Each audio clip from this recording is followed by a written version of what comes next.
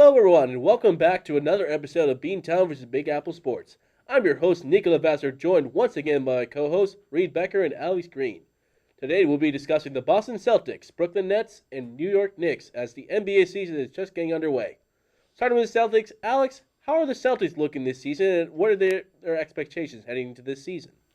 Yeah, so starting off, the biggest thing with the Celtics is that their former head coach Ime Udoka was suspended for a season after violating team policy. That's a big loss for the Celtics as he led them to the NBA Finals, and this is his first year last year. And then some injury concerns for the Celtics. Robert Williams is going to be out for 8 to 12 weeks after getting surgery on his left knee. It was originally supposed to be a 4 to 6 week return for Williams, but that was expanded to 8 to 12 after the surgery was completed. They also lost Danilo Gallinari for the whole season after he tore his ACL during the FIBA World Cup. And then another big addition for the Celtics was that they traded for Malcolm Brogdon, and he should really flourish in that six-man role. It's kind of what the Celtics needed last year off the bench in terms of a playmaker and a scorer off the bench. Yeah, going off of Ime Udoka, though, my thing with this is, we're not going to go into the details, obviously, of what happened, but with what happened, and since he went against Celtics rules, if you're going to do you're going to do the crime, you got to pay the price. And in this case, I think he deserved to be suspended for the whole season. You got to make an example out of that. And the problem I have with the Celtics specifically, though, is first of all, they were silent for 48 hours right after when that report came out. They could have at least just said, we're aware of what's going on, we'll have more when we get it to you. But nope, couldn't even do that. The other thing is, you put out the statement like, Udoka suspended for the whole season, we'll make a decision on his future in a later date. It's either you say you're with him and you're keeping him going forward, or you're going to fire him. You can't keep a suspense like that. I think what's going to wind up happening is he'll be fired after this season, and I don't think he'll get another sniff in basketball ever again. You know, guys, if you ask me, I was very frustrated when I heard about what Udoka did. I have a feeling that no one want to hire him to coach their team in the future.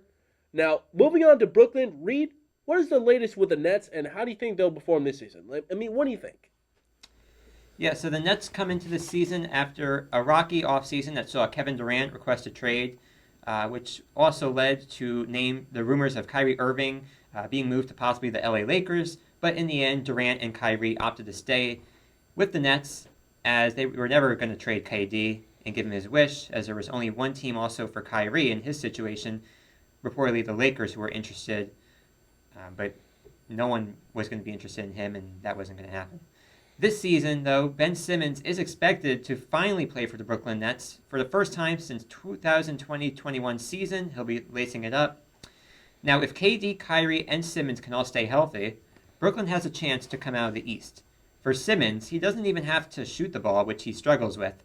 All the Nets need from him is defense and getting to the basket, since KD and Kyrie will be able to take control of the shooting. Yeah, with the whole, KD situation and Kyrie situation kind of a little bit as well, but mainly with the KD situation, I know rumors that came out that Boston was potentially interested in.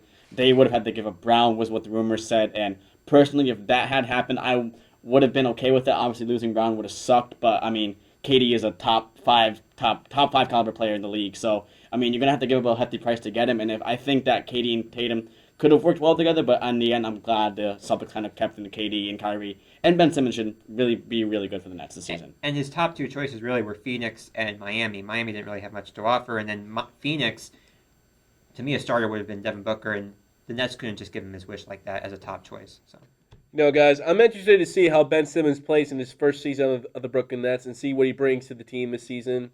Staying in New York, Reed, did the Knicks make any moves this offseason? How will they do this season? What do you think? Minimal. The biggest signing for them was signing Jalen Brunson to a 4-year, $104 million deal. Now, while it might have been an overpay, the Knicks will take it, as Brunson might be the best point guard they've had in a while, probably going back to Jeremy Lin from that little time. Brunson can shoot the three ball. He shot 37.3% from downtown in his career, and he can shoot in the post as well. Plus, he is a good playmaker and does well on defense as well, which also Thibodeau likes. The Knicks also re-signed Mitchell Robinson to another 4-year contract extension, and they traded Nerlens Noel and Alec Burks to Detroit in a salary dump. The Knicks will be lucky if they can get into a play-in spot this season, but the real question is, will B, if the young guys like R.J. Barrett, Obi Toppin continue to develop. A lot of people in New York have been critical of Coach Thibodeau for not playing the young players. We'll see what happens. Yeah, the Knicks are a very interesting team. Obviously, the Brunson signing was a major offseason move that they made. There were talks about them potentially getting Donovan Mitchell. Those fell through. As you mentioned, the Knicks, I honestly think they'll be lucky to get a playing spot as well. The East is very tough. Cleveland got better. A lot of other teams above them that were already finished above them last season got better.